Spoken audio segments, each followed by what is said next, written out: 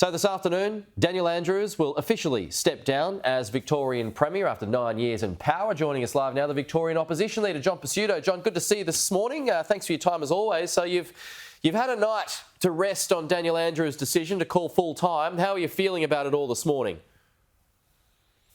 Well, I think for Victorians, they'll be reflecting on the legacy of debt, corruption, waste and mismanagement, Peter. I do recognise the Premier has served the people of Mulgrave in this parliament for 21 years, but we also have to face facts, Peter, and the legacy's not a great one. Taxes are going up and debt's going up, and I know you've been talking about that. So I think as we shift to a new Labor leader, whoever it is, whether it's Jacinta Allan or Ben Carroll, we're still going to get the same Labor Party running the state. Despite all of those points that you made, though, his success was also down to a weakness of his opposition. So why couldn't you ever land a blow on him? Well, I suppose it's a fact no one can ignore, Peter, that he did win 3 elections. But the broader point I'm making to the Victorian people yesterday and today and in the coming days is, what's the purpose of winning elections beyond the power you acquire? So that's why I think the debate over the legacy and what it means for our future is really important. Yes, he won 3 elections, but we're actually worse off after 9 years. And on any measure, Peter, I could take you through them: health, education, roads, child protection, justice, taxes, work cover costs, whatever it is, on any measure, Peter, the Victorian people are doing it harder today than they were doing it 9 years ago. So you make a good point. He won 3 elections and we should have done better.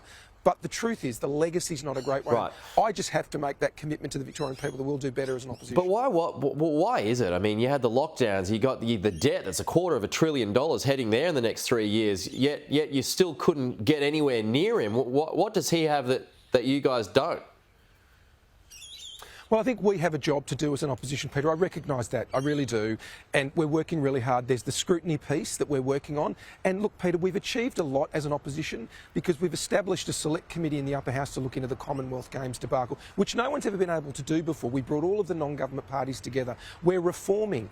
From opposition, we're actually reforming our integrity regime we established with all the support of the non-government parties and Integrity Oversight Committee. We're talking about tax, cost of living. We know we've got a job to do, not just to apply scrutiny and criticism where it's due, Peter, but also we're working hard to present the Victorian people with the alternative. And that's what we haven't done well enough in the last 3 elections. OK, well, whether it's Jacinta Allan or not, what style of government should the new Premier set up?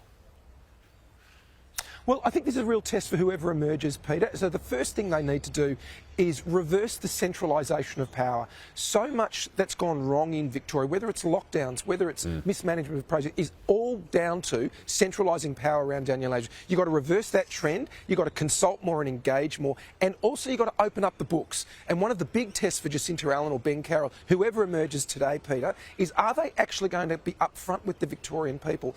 Tell us what the real state of the books is, not just on the budget generally, but on major projects. What are they going to do to respond to corruption inquiries that are mounting by the day? Okay. We actually have to see a change in leadership. I doubt we will get that. So if it's not going to be centralised, does that suggest that ministers and departments should be empowered to make their own decisions like federal ministers do? Well, yes, and bring more people around the table. One of the big criticisms I made, well, I wasn't in the parliament during the lockdown, but I think what made the lockdown so punishing for Victorians compared with the rest of the country is that there was no, what I'd call, Peter, contestability. There weren't other views being heard around the cabinet table. In fact, cabinet was shrunk to a very small group. Parliament wasn't convened. You know, a very important institution. You can see it in the background. We've got to reverse that, get more voices around the table. You get better decisions, Peter, and you also get better outcomes. OK, we can draw a link here with the popularity of Daniel Andrews to Mark McGowan as well. Although not as divisive, it would seem. But when Mark McGowan stepped aside in WA, polls swung wildly back to the opposition. Do you use that as some kind of measure or hope that you can replicate?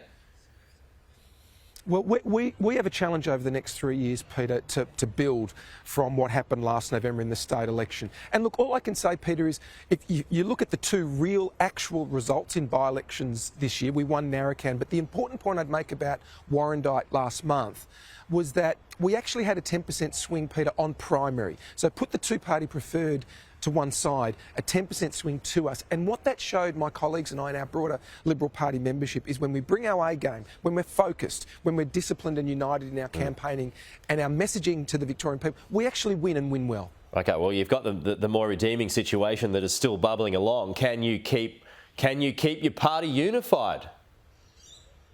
Oh, absolutely, Peter. And Warrandyte occurred only a month ago, so it's proof that the Victorian people actually don't care about the back office issues that all parties have to deal with. And yes, I've got my share of back office issues. So does Labor. Daniel Andrews has had his, and Jacinta or Ben will have theirs. But the main thing, Peter, is that when we talk to the people about their issues, what concerns them, they will come to us. We've just got to repeat what we did in Warrandyte and do that right across the state, which I can tell you, Peter, and all of our viewers, I'm totally committed to doing. OK. John Pesutto, the Victorian opposition leader. Appreciate your time, John.